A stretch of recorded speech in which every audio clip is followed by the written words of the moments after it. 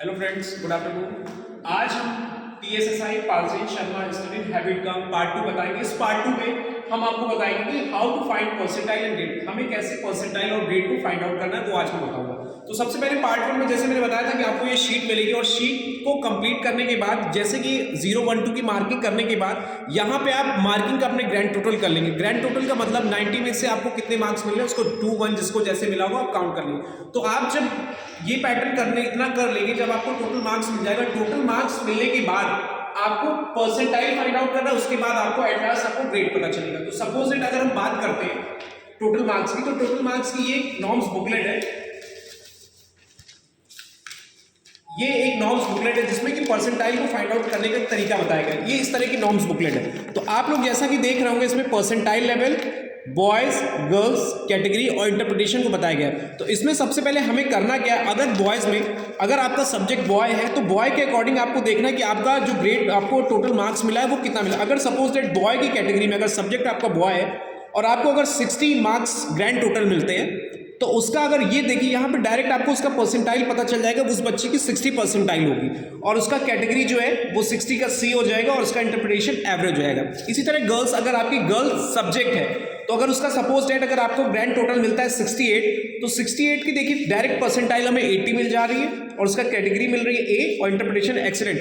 पर अगर ऐसे भी कुछ बच्चे होंगे जिनका जो ग्रैंड टोटल इन टेबल से हटके आएगा, तो उसको कैसे फाइंड आउट करते हैं वो आज मैं आपको बताऊंगा।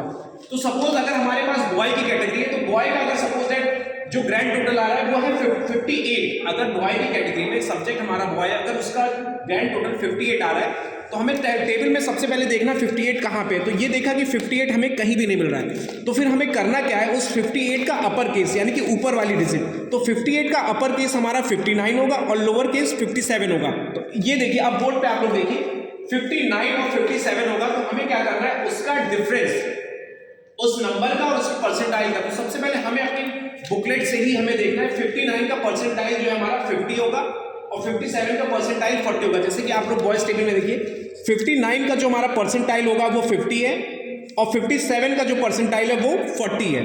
तो इसके बाद हमें करना क्या है, इनको लिखने के बाद हमें डिफरेंस देखना है, यानी कि हमारे पास नंबर में देखिए 2 का डिफरेंस है और परसेंटाइल में हमारे पास 10 का डिफरेंस है। तो इसका एक फॉर्मूला है difference of percentile upon difference of number. तो यहाँ पे परसेंटाइल में हमारा डिफरेंस है 10 और नंबर में डिफरेंस है 2। मैथमेटिक्स इक्वेशन में इसको हमने सॉल्व किया तो हमारा 5 परसेंटाइल सॉल्व करने के बाद निकल गया। तो ये इससे ये पता चलता है कि हमारे पास एक नंबर की वैल्यू 5 परसेंटाइल है। तो अगर एक नंबर की वैल्यू हमारे पास 5 परसेंटाइल है, तो हमें कितने नंबर ऊपर जाना है अपनी वैल्यू को पता करने के। तो यहां से हमें एक नंबर ऊपर जाना है, 57 से 58 जाना है, यानी कि एक नंबर। और इन्होंने कहा है कि एक नंबर की वैल्यू कितनी होगी, तो एक नंबर की वैल्यू हमारे पास 5 परसेंटाइल।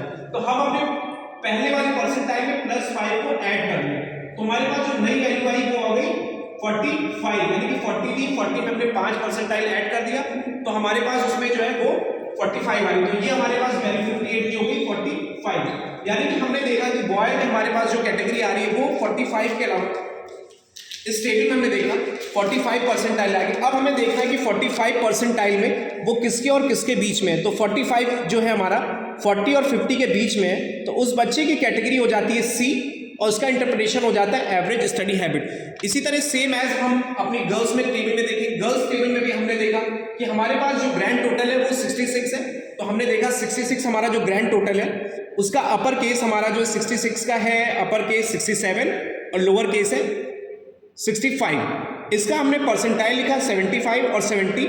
इसी तरह हमने वहां पे ब्लैक बोर्ड पे उसका डिफरेंस निकाला और उसकी कैटेगरी हमने यहां से देख ली बी और उसका इंटरप्रिटेशन है गुड स्टडी हैबिट। तो इससे आपको उसकी कैटेगरी और इंटरप्रिटेशन के बारे में पता चलेगा और ये करने के बाद फिर उस बच्चे की जो पर्टिकुलर जो बच्चा हमारा सब्जेक्ट है उसकी स्टडी हैबिट के बारे में हम जान पाएंगे।